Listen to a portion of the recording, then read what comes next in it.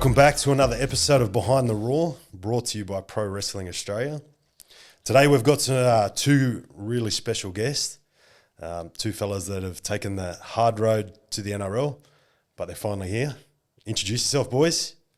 Yep, Tristan Hope. And Charlie Murray. What about your player number? You can say that now. 297. And player 300. 300, what a number. Yeah, stoked. Without being disrespectful, not a lot of people know too much about you. We're certainly proud to have you here at the Tigers. And when I said that you've taken the long road, give us a bit of background into that. You're still young. I think you're still young. In your head, you probably think it's the last shot sort of thing. But tell us a little bit of your journey to get to the Tigers. You've got a special one as well. The only man I know to get away with what you got away with. But shout out to your missus for the support.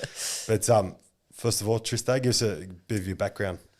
Yeah, well, I kind of grew up in Toowoomba, played all my junior footy and stuff there, and kind of played 16s and 18s and whatever, and moved down to Brizzy straight out of school, and played in the Holden Cup for a couple of years with the Broncos, and didn't kind of kick on there. Then ended up at Redcliffe, played a season of Queensland Cup there. Well, season, I played one game that year. Then I made the move to Winner Manly Seagulls and was there for 4 seasons, and probably racked up maybe 30 games in those 4 years. So still wasn't playing regular Queensland Cup. And then 23, we both went to the Brisbane Tigers there, and that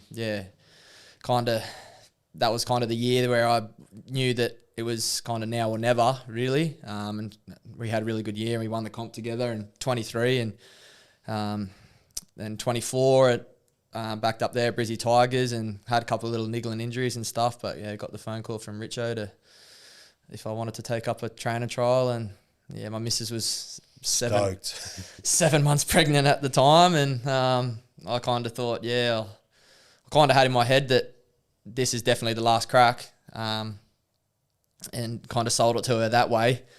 But in saying that, mate, she was awesome. She kind of jumped on the back of it, and because I was probably more hesitant than her, just for the fact of knowing that she's pregnant. We already got a 2-year-old, and it's a massive move with no guarantees of anything. Literally just a 17-week training trial, and kind of see where you end up. And when you've had so many setbacks and people doubting you and whatever, you do kind of start to doubt yourself a little bit. So I knew that 17 weeks was going to be tough, but I thought, let's go. And then when she gave me the green light, I come down here by myself and left her pregnant up there with my 2-year-old, and got the first 6 weeks done, and then went back home, and we had our little girl in December, and then we all packed up bags and come back down here, and the rest is history, mate. What a year for you it has been so far. We'll get back to that, because it's so good to give the viewers an insight into not the other side of the NRL, but the side where you're grafting. Not everyone's on huge contracts. The dream's alive. It's kicking, and you take every opportunity. And like you said, you move your family. That's a massive sacrifice. And Mars, give us a bit of your background, mate. Yeah, I guess a little bit similar to Hopey, but I feel like I've been everywhere. Like I was born in Narromine, so out west New South Wales, and then raised in Port Macquarie, like Laurelton there, a little town there, and then finished my schooling up in the Gold Coast at Marymount, and then I had opportunities come back with the Parramatta Eels, like with the flag system, and then COVID, and then went back up, and then had some stints at Tweed Seagulls. Played Colts there, like under 21s, I guess, so flag. And then, played a bit of Cup, and then done a pre-season at Titans, just a 6-weeker, and then that was kind of that. And then the Melbourne Storm gave me an opportunity through the East Tigers in 23, so I went and done the pre-season there, and it was such a good experience, learned heaps, and then came back and linked up with Hopey at the Brisbane Tigers, and that was just, the best year for me, and helped my footy heaps, and we had a good year, obviously winning the competition, which was mad. And then, last year I was sort of keen to go back home and whatever, so I went back and played for Burleigh Bears back on the Gold Coast, and wasn't the year I wanted. Like, it was just, I played every game, and it was okay, but I wasn't going anywhere with my footy. It wasn't like, what's next? Yeah. And I was kind of and I want one more opportunity, but nothing was available to me. So I thought, maybe I'll just play Queensland Cup and just work and do all that, hey? So I don't know, I'm a few years younger than Hope, but feeling like I've been around the system and not getting into the squads anywhere, I just felt like, maybe I'll just play Cup. But then, an opportunity come down here, and it wasn't even to do an NRL pre-season or anything. Like, I think I had 2 weeks, but I was injured, and then I came and just trained with the Magpies with Painey, and so. I know Painey sung your praises highly. He was always saying, I've got this fella, he's a first grader and that sort of stuff. And I guess that's what our system's about as well, is giving guys opportunity. But also, Painey identified that you're a first grader amongst that. And it's so important in today's salary cap and that sort of stuff that we have guys come through that took the long road. Do you think for both of you playing at East Tigers, I'm not saying that there's no pressure, it's still an elite competition, but you don't have the media onto you.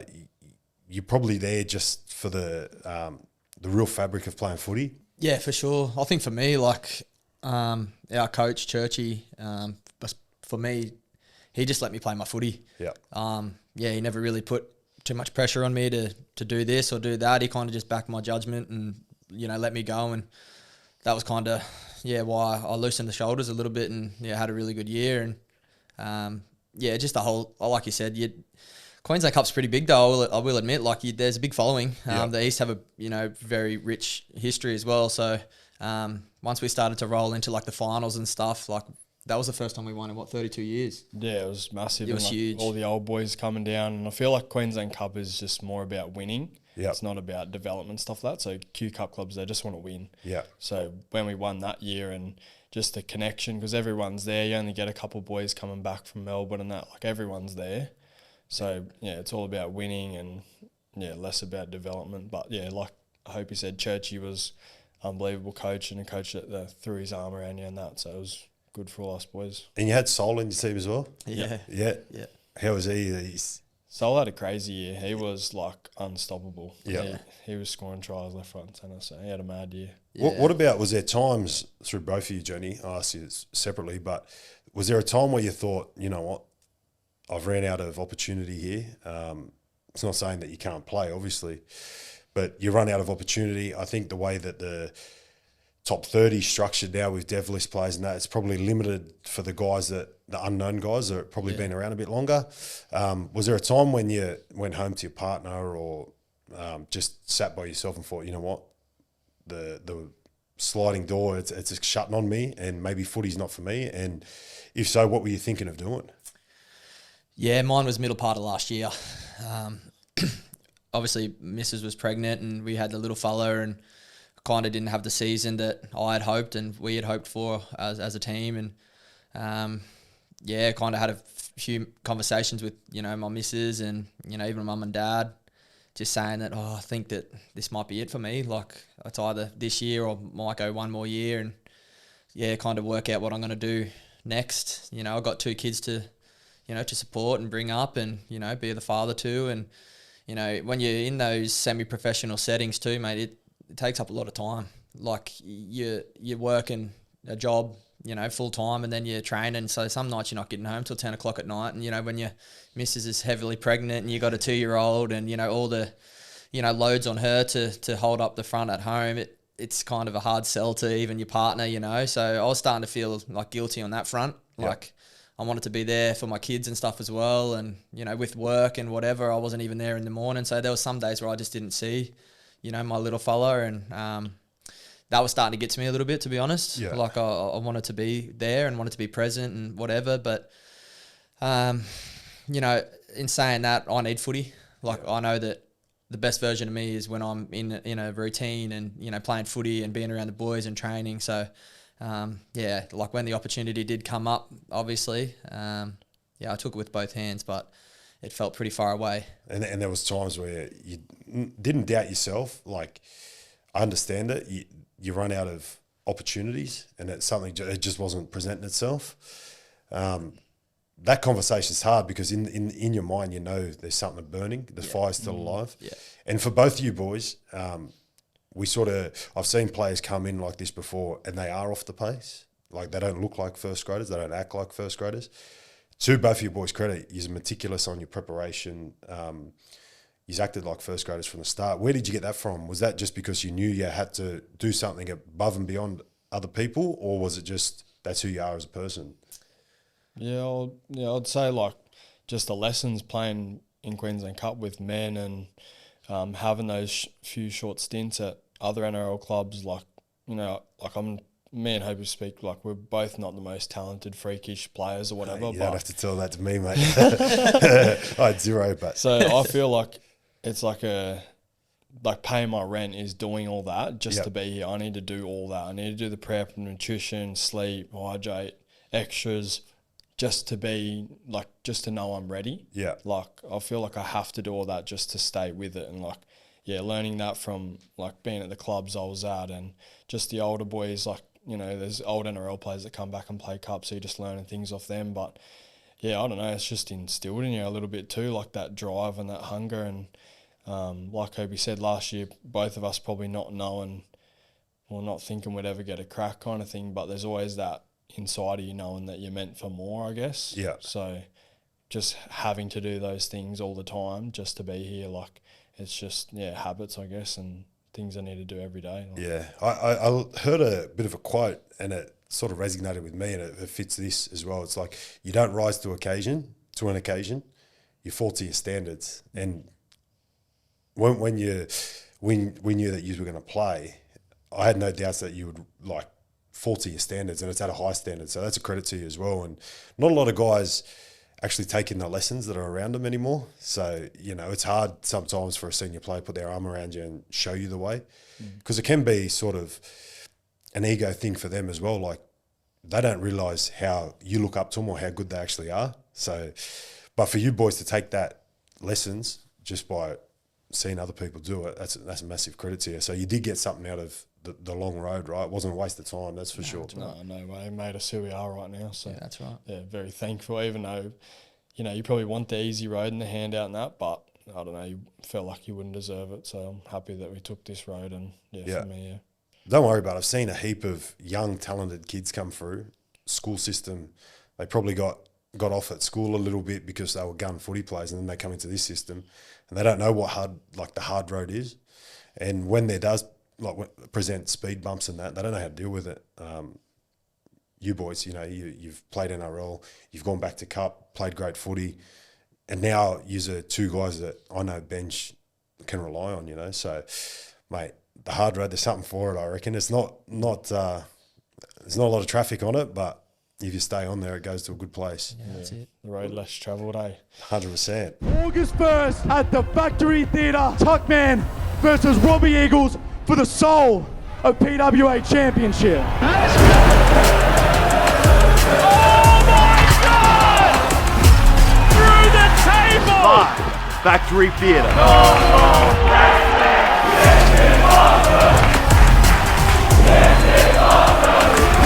This has been a crazy night. This right here is what it's all about. What about the phone call? Obviously, Benj will speak to you and tell you you're playing. That's a bit of a buzz, and sometimes we forget that we've got a golden boot winner and someone that's in the Hall of Fame. He's modest as well. You know, if you say that to him, he'll tell you to shut up. But for Benji Marshall to tell you you're playing first grade, and this is something that will stick for you forever. And for you, Hopi, you were saying you didn't get to see your kids in that, but I know your kids would have seen a lot in what you were doing, which is mad, you know. Yeah. And forever, their dad's played NRL, which is pretty special. What was it like to get a phone call or get brought into Benji's office and told you're playing, and then for you, Hopi, to call your partner and say that it's paid off?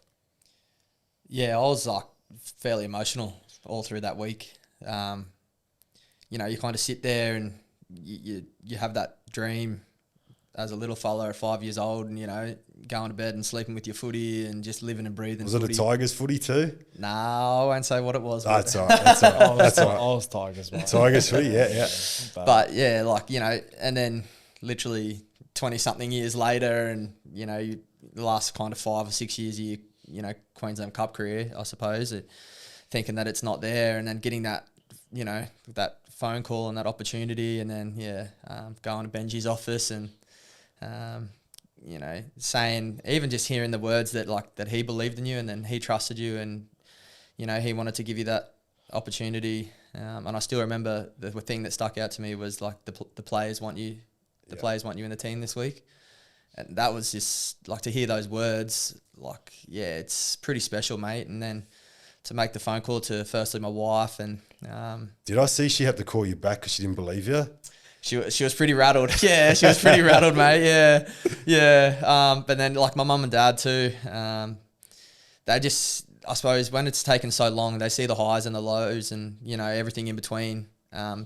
And that was the thing that filled me with the most joy was, it was a great moment for me personally. And, it's something that I've always wanted, but, because of taking so long, you drag more and more people into the ride with you. So, seeing all of those people so excited and happy and like genuinely just like over the moon for you, it's something that you'll just have with you forever, because it's just a really special moment for everyone. Yeah, I remember saying to you as well, because like looking back, you think it's cringe at the time, all the videos, and that you just want to concentrate on playing footy, but you've got that forever now. Yeah, that's right. And, your parents were on there. I've seen all your mates up in Queensland. That's right. All the Bundy drinkers. But that's so special. And there would have been guys and girls that, you went to school with back in the day, and that would have been proud of you and shout out that they know you as well, which is pretty special from back home. And what about you, Muzz? What was the phone call like, mate? Yeah, it was like something you always hope you get to do, calling my dad, because obviously he'd been there for the whole time. He's been like my biggest supporter, biggest critic, you know what I mean? Like, first person I call after a game is my dad. How'd I play? Yeah. And if you didn't play well, so. What's his go-to? my old lady used to say it wasn't one of your better ones. So. No, he goes, you're all good, like you look a bit tired. Yeah. How good does that feel? Put it back on you. Yeah. He went all right, yeah. Yeah. But making the call to him, my missus, my mum, they're all just so happy for me. And I was just rattled, I was just honestly shaking. Like I was like, so good. Although I've always envisioned it and wanted it, and then when it actually happens, like, oh, it's happening. Like it's so cool. And just to tell my dad, and he was stoked for me. And when those people are so happy for you, like it just makes you love them so much more, because they're genuinely happy and they want you to do well. And And there would have been so many occasions where your mum, your dad, whoever had to put himself out to get you to training as a kid, and that. The cold nights on the sideline, all that sort of stuff. That's sort of the gift you give back, right? Yeah, and even like all the times when footy wasn't going so well, those same couple of people were always there. Yeah. So like for them to ride the lows, and when it's not going so well, and making the bad phone calls to them, like, hey, like they don't want me here, or hey, I'm not getting re-signed, or whatever. Like to make that call is just like, it's an amazing feeling. And it feels a bit like a letdown, like it's sort of an embarrassment when you have them conversations like, oh, there's no opportunity for me, they don't want me. Personally, as a player, you feel like you've let someone down, right? Yeah, it sucks. Mate, it's such a hard road, but talk to us about family first at the Tigers. Benj gets a bit of media around him in that early days about prioritising family and that sort of stuff. I remember speaking to you, Hopi, before I even met you. I gave you a phone call about moving down and, getting a place and all that sort of stuff. And I said to you, your situation was a little bit different. You're the wildest man I've ever met. But I said to you, at the Tigers, we are family first. We don't just talk about it. And to come and do 1 week, 6 weeks, whatever it was going to be, the club were going to make sure that you were at the birth of your child. When I told you on the phone, you've probably heard it all before. And then when it actually happens, what was the support, not just from the club, but personally from Benj? Like, you're on the last crack. You're torn because you want to do everything possible that's right. But at the Tigers, what's right is your family first. Yeah. No, obviously, it's easy to say that in words and, we're a family club and this and that. But I still remember the session. We just had a wrestle session and it was on the Friday, and I knew that my missus was close. And I was quite hesitant to go to Bags and say, I think I need to go home. And I won't say the exact words he said, but when I said, hey mate, I think I've got to go this weekend, he kind of said, what do you mean? What do you mean you've got to go this weekend? Like, go tonight. Yeah. And I said, oh, we've got training tomorrow. Like, it's in the morning. I'll just go, Saturday arvo. And he goes, mate, go to Betsy. You're flying home tonight. Like, don't worry about training tomorrow.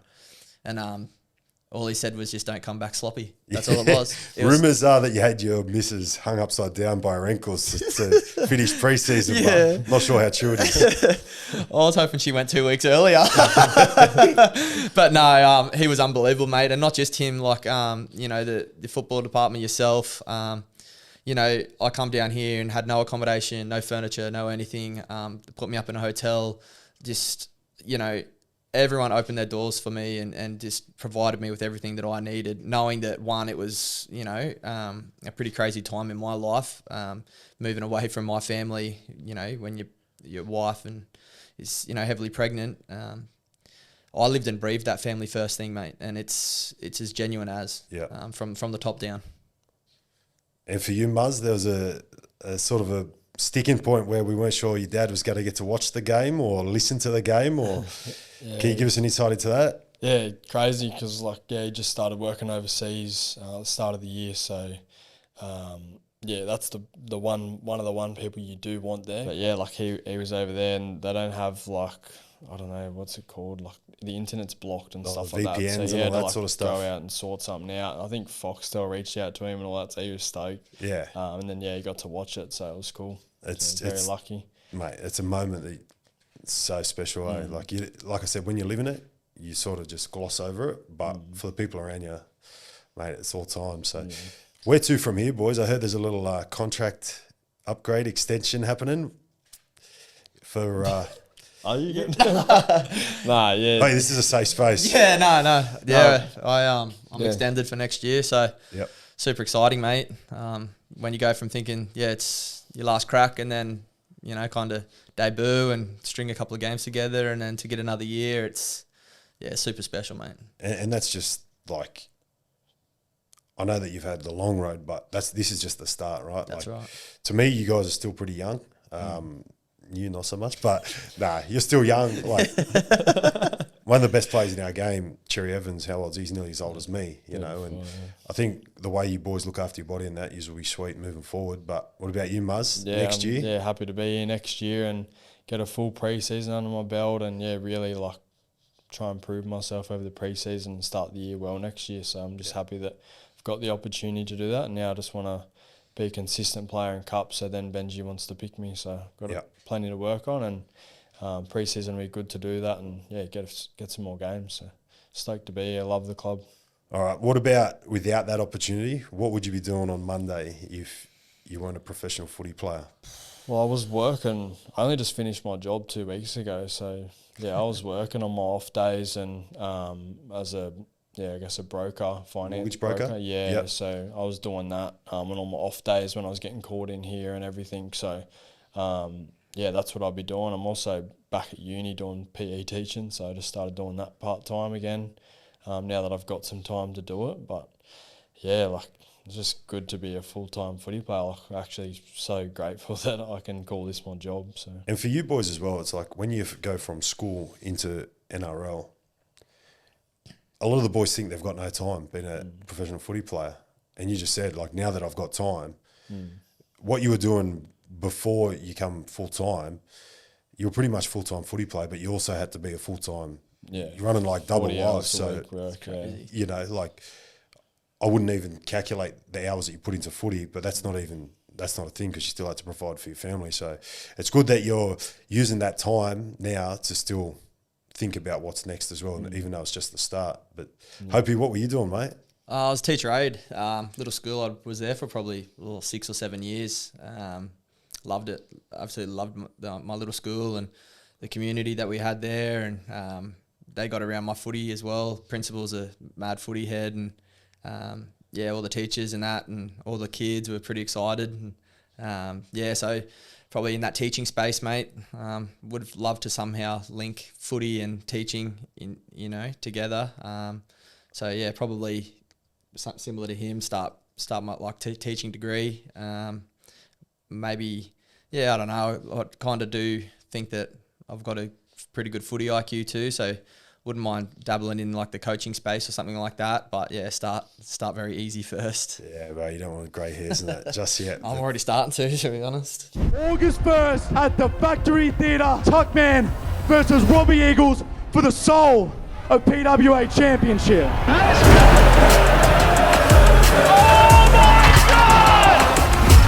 Through the table! Live, Factory Theatre.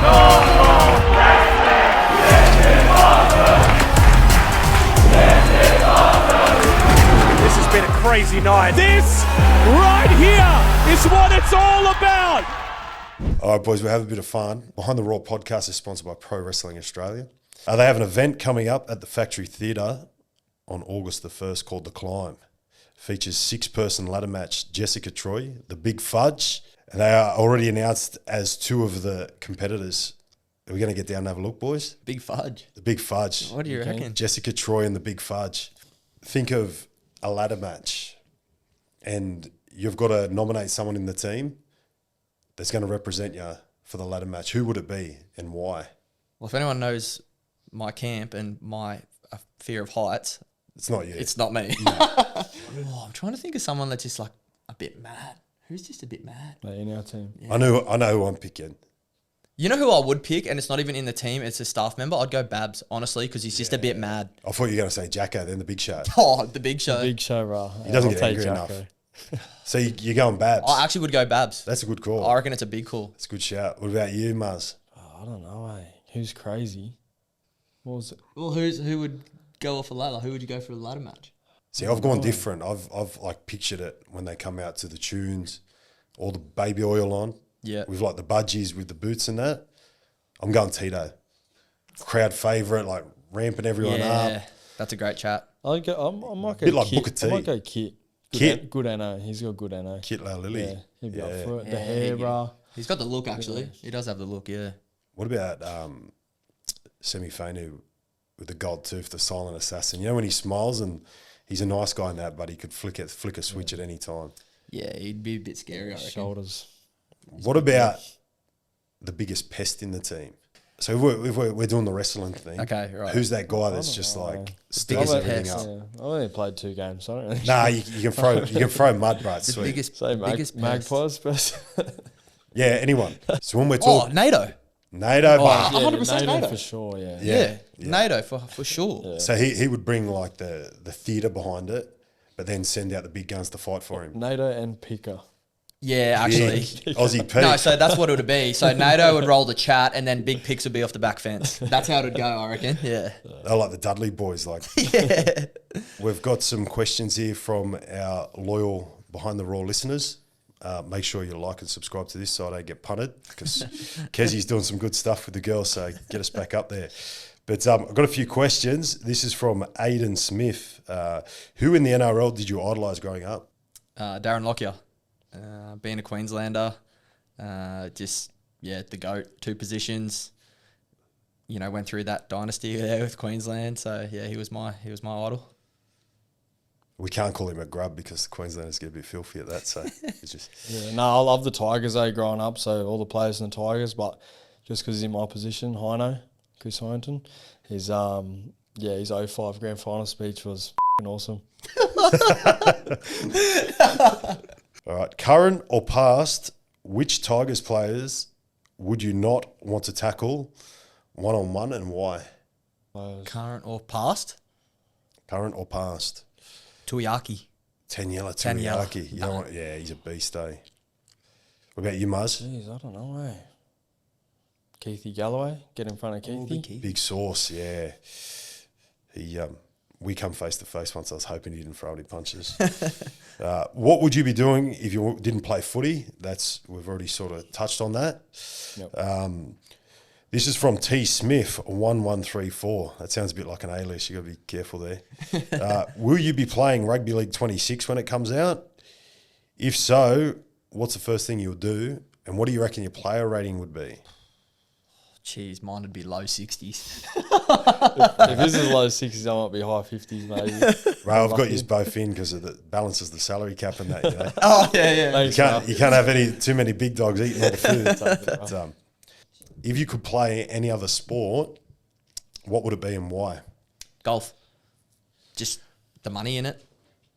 And it's a prick of a game, eh? Like, it is a bit of a prick of a game. Cool but game. if you Not if could, you're like, good at it. No, not if you're You'd be good at mad. it. Yeah, it'd be mad if you're good at it. But We're talking professional. yeah, yeah, probably golf, I reckon. I reckon golf. John Daly, or would you be in shape and that no grip and rip, or would you? Nah, like, do you even have to be in shape? Respectfully. John Daly. Like does John it. Daly He didn't. killed it. You know what I mean? No way. He's like the modern Happy Gilmore, literally. He really is. That's it. What about you, Mars? No, I don't know. I love like tennis, ping pong, and that. I might go tennis. He rates himself on the Tennis. ping pong, this fella. I love ping pong. See how the boys go for the money straight away. Tell you what's not a little smoky's darts. Have you seen that following? 180. Mate, they stand there with a schooner good. throwing darts It's and the it's best. packed arena, good coin. Cracker atmosphere. Might have to look into that. And we've got another one, boys. It's a bit of a left field, but it's from Paul. What's something that not many people know about you? What's your sort of indulgement, or what do you do away from footy that no one knows? The mysterious. Like, it can be like you're a chocolate fiend or Yeah, okay. something like that. I hope the dietitian isn't watching, but my guilty pleasure is about a pack of Tim Tams a night with a cup of tea. That's showing my age a little bit too, with a cup of tea. And you still do it now? But I do smack a Tim Tam. A or a packet? Several Tim Tams. I know you do. You blame the kids too, don't you? Yeah, well, 1 for you, 4 for me. Yeah. Yeah, I don't know. I love like chocolate and stuff like that too. Like sweets and that. But I'll say something different. I'll say I got like a bad fear of spiders. Like ya? my whole life. Yeah, I watched this movie called Arachnophobia when I was a kid. done My ya. dad made me watch it when I was like 8, and then ever since then, just nightmares. I don't watch scary movies. Yeah, don't like spiders. Big fear. So There might be something in there. We might I be able reckon to- there is, we yeah. might be able to Hopefully stitch him not. up there. My locker buddy here. Man. Hey. All right, boys, just before we wrap it up, there's been a bit of a lesson in this, I think, for any young aspiring footy players, boys or young girls. What would you say, what advice would you give to young kids that are just hanging in there? They mightn't be making all the junior rep teams and all that sort of stuff, but they've got that fire in their belly. What advice would you give them?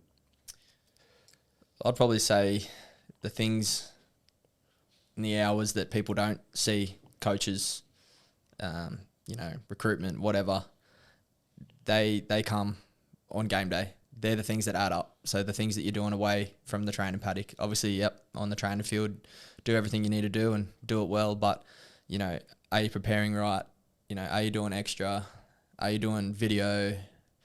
Are you eating well? Are you sleeping well? Are you looking after your hydration? All those things that might seem, pretty boring, or, they become like a bit of a chore. They're the things that add up, and they're the things that are going to get you to where you want to be. And don't lose faith in it. Don't lose, I think there's times where you can start to doubt yourself, like we spoke about earlier, but, when you're ticking all the boxes and you're leaving no stone unturned, be confident in what you've got and just keep riding the wave. What about you, Muzz? Something that we've really touched on, I think it's evident with you boys' mindset. What advice would you give young kids? yeah, similar to Hopi, but I would say first and foremost, no one cares more about your career than you do. Yeah. Like not a manager, not a coach, not a teammate, not a family member. No one cares more than you. So if you want it, you go do it. Like you make the call, you do the extras. You don't make excuses, stuff like that. Like you go and do it, because when you've done all the work and you've actioned everything and actually done the work, like if it didn't work out, like that you've done everything. Yeah.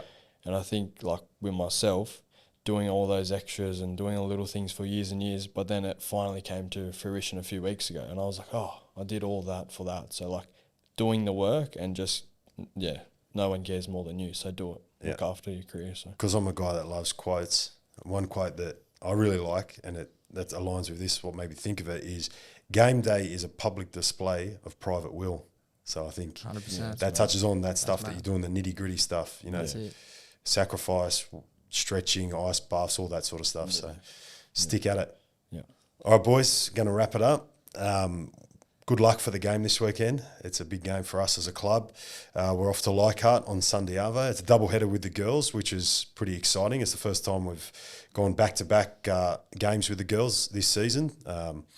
They've had 2 losses, but I think they've really hung in there and they're showing some really good signs for our fans as well. So it's a big day at Leichhardt. Have you ever played at Leichhardt? Full house? Nah, I played the trial there, but pretty excited to see everyone packed out there on Sunday afternoon. Yeah, I played there just as a kid when I was like 15. Loved it. Mad field. Yeah, it was awesome. So. Yeah, it's the 8th wonder for a reason, boys, and I'm excited for you just watching you boys get to enjoy it. But make sure when you go down the tunnel, you give the sign a tap at the bottom of the stairs there as well. It's just what we do here. Got ya. Done. Thanks again to our sponsors, boys, Pro Wrestling Australia, PWA. As you can see, they've got the belt there for us. But they've been great support for us, and we'll see you on the next episode. Cheers. Thank you. Thanks, TJ.